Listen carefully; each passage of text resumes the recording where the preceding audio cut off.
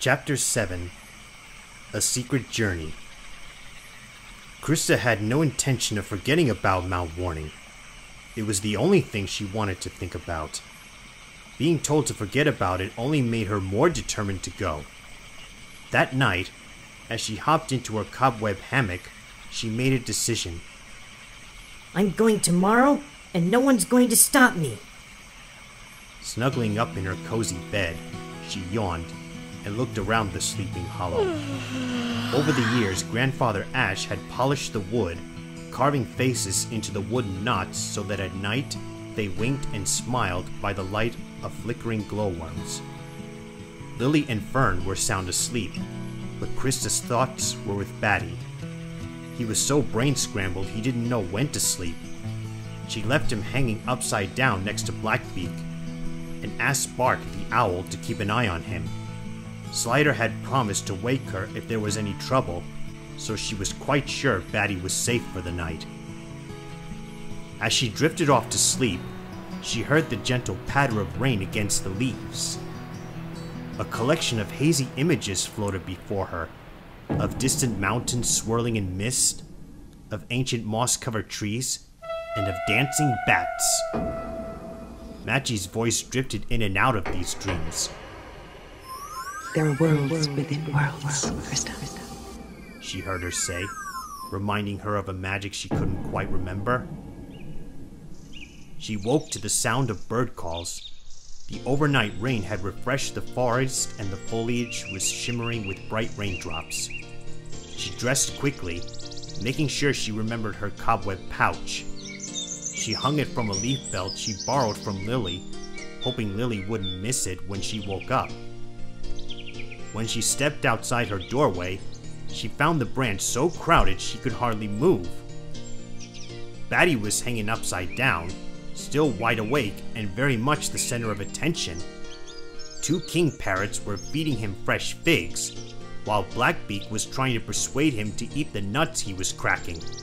Slider was chatting to him about hang gliding, while Greenie was curled around a branch, closely examining Batty's headgear. "Fairy bug!" Batty grinned when he saw her. "I'm on Gravity Gross Out. This place is incredible!" And you look like a faked out disaster. Come on, I think it's time to test your wings. Let's see if you can still fly after all that food. "Groovacious!" he grinned. "Let's hoon." Dropping off the branch, he followed her obediently, but he bounced off so many trees and plants that Crysta felt dizzy watching him. "Rip snort what a rort, I'm banging on the wild side!" he yelled, colliding with everything in his path. Come on, you're flapping around like a broken branch. We'll never leave Old High Rise at this rate, she called out. Then after several more practice runs, he was up and away. "Look at me! I'm hooning on the infrareds! I'm flapping free!" he bleeped, flying clumsily behind her. Hey! Where are you going? Mount Warning! She called over her shoulder. Hearing these words, Batty crashed into a giant black apple tree. "Fractured figs, fairy bug." Hey! You scared me there for a minute. I thought you said you were going to Mount Warning. Well, I did. said Crysta, disentangling him from the tree. But they're humans on Mount Warning! Exactly. Sonic interference! Are we on the same wavelength, little sprite? Tread some air, wing away, head for the canopy. Is this getting through to you? Mount Warning is the last place in the world a little bug like you wants to go. Why do you think they call it Mount Warning? If it was a nice place, they'd call it Mount Let's Have a Picnic. Look at me. I wasn't born with this stuff sticking out of my head. Nature didn't do this to me. Do you think I put this in to get better reception? No! Humans did this. Let's just hang a fang and talk about this. But when Crysta replied, her expression was serious. You can stay here if you want to, but I'm going. Fractured figs, fairy bug, come on! Listen, let's just change the splight plan and flap around here, Batty pleaded. You've got a great set of wings. We could have some fun.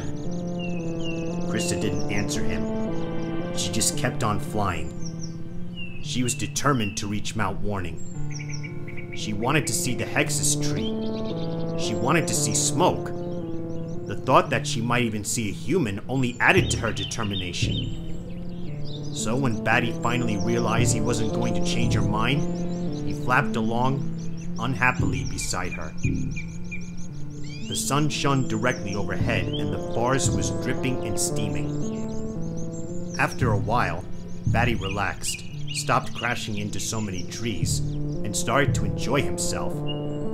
Flying further than she'd ever flown before, Crysta dodged tall black bean and sharp lawyer cane and helped steer Batty around the twisted branches of giant stinging trees. They listened to parrots squawking, and Batty made Crysta laugh when he tried to mimic a whipbird's short, piercing call. Every now and again, Crysta raced ahead of Batty, chasing flocks of small robins and honeysuckers, her turquoise wings sparkling against the dark forest greens.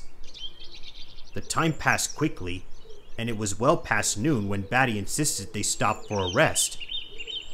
Fairy Bug, it's time to hang a fang. I'm a victim of elemental exhaustion. It's time to suck some juice. I'm zeroed out. Alright, Crysta said, but not for too long. Fluttering down to the forest floor, she found a dry, leafy place to sit. What to work? What to work? What to work? Chirped a little voice. Listen, Batty. A noisy pitterbird's talking to us. Let's stay here. I like it here, said Batty, settling against a tree trunk.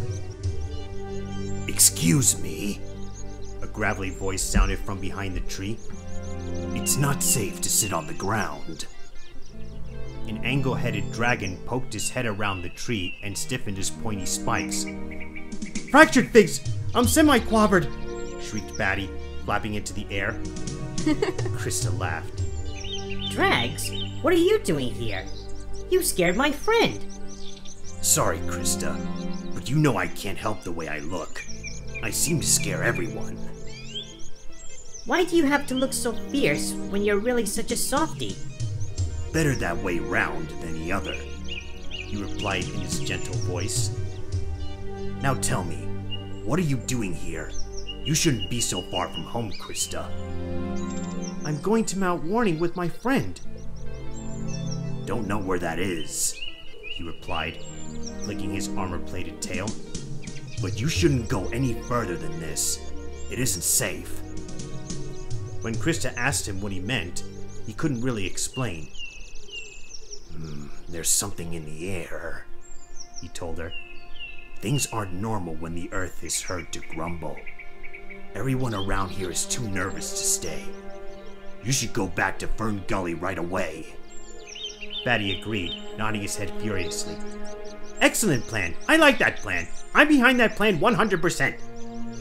But Crysta wasn't afraid.